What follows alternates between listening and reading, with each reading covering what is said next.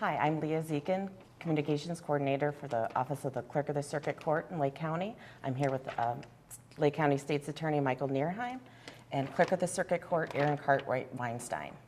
We're here today to talk about Operation Greenlight. If one of you could briefly explain what exactly is Operation Greenlight? So Operation Greenlight is a one-week program for people who have any misdemeanor, felony cases, traffic cases that are run through the court system where they have outstanding fees. And they have an ability at that time to pay those fees, and we will be waiving all interest and waiving all collection fees that Harris & Harris have tacked onto those to try and help people out. Could you briefly explain the process of the clerk's office once a traffic ticket has been provided to you from the issuing police department? Sure. So once we receive the ticket, it'll go through the court procedure process, and Mr. Nierheim's office will start the process by filing charges if it's a criminal case, or they will be prosecuting any traffic tickets that come through.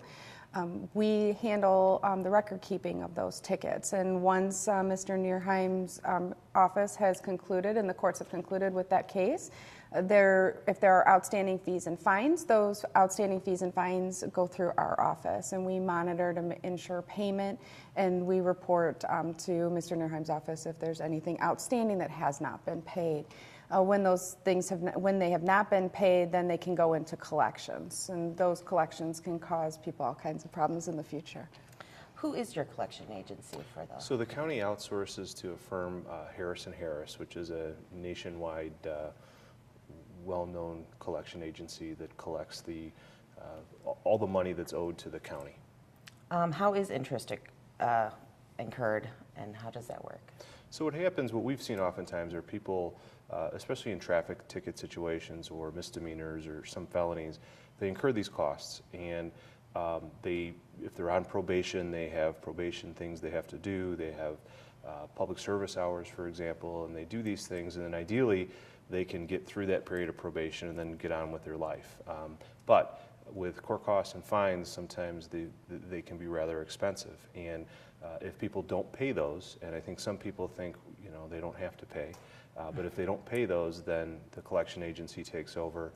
Interest starts to accrue, and what we found is people, especially again with traffic situations, they can lose their driver's license, and then you get more tickets, and it's hard to get a job because you don't have a license, and it's just this domino effect where it makes it very difficult. So what we want to do is give people the opportunity to avoid paying that interest, paying those collection fees, to just pay down that debt so they can get their license back, so they can get the collection agencies off their back and then get on and get on with their life. So that's the whole goal here, is hopefully, if somebody isn't able to work, for example, because they don't have a valid license, we want to help them get that license back so they can work and produce again. Why did you decide to run this program? Well, it was something that Michael and I talked about when I first came into office, and we saw Audrey Nixon, who was a prior county board member who unfortunately passed away a few months ago, had tried to start a program that was related just strictly to traffic tickets. And with those traffic tickets, her goal was to try and get the fines reduced so that people could move on with their lives, be able to pay them, get their licenses back, be able to get jobs, move forward. And unfortunately, in the midst of her working on this program, we lost her. And so in her honor, we decided to step up and push this program forward as quickly as we could. And we were able to also include misdemeanors and felony cases with that as well. So this does include criminal offenses such as DUI, ordinance violations, and misdemeanors and felonies? Yes, it does. And what is the impact on your office to complete this program? Well, it definitely will reduce down the cases that we're holding within our office, and it reduces down the amount of work. And when people are picked up on warrants, if they have outstanding fines and the judge has issued a warrant on them, those cases remain pending and sitting in our office waiting for a disposition. So for us, the biggest impact is being able to move those cases along. It also assists the county and helps the county with revenue, that the revenue comes in. It helps support all of the programs that we have going on.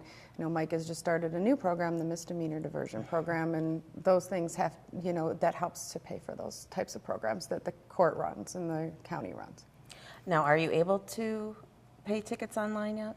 We are not able to do it online yet, but by fall, we should have a program up and running for people online.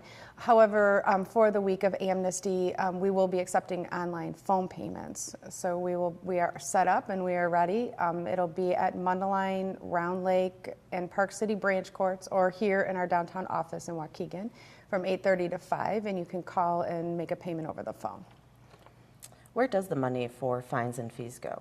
So when that money comes into our office, we're a depository. So we bring all the money in and then we move the money out to whatever programs they're going to. So some of it goes to help the court system, some of it goes to help programs such as Mike's, some of it goes to help the there's a fire truck fee, urinalysis fee for probation service fees. There's fees that go to special revenue funds that help fund technology through the county. So it basically comes in and gets dispersed out to many different locations, and that's the job of my office. Once a person makes a payment, will they automatically receive their license back if they pay their fines in full? I'll let him answer that.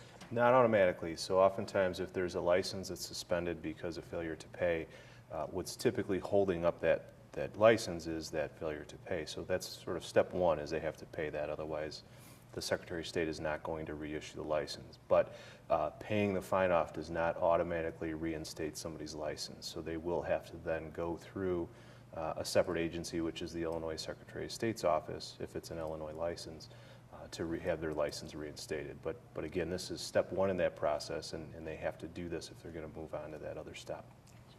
So when will Operation Greenlight be running? It'll be July 17th through the 21st of 2017. Thank you. And I'd also like to thank Lake County State's Attorney Michael Nierheim and Lake County Circuit Clerk Aaron Cartwright Weinstein. If you'd like more information on Operation Greenlight, please visit our website. Thank you.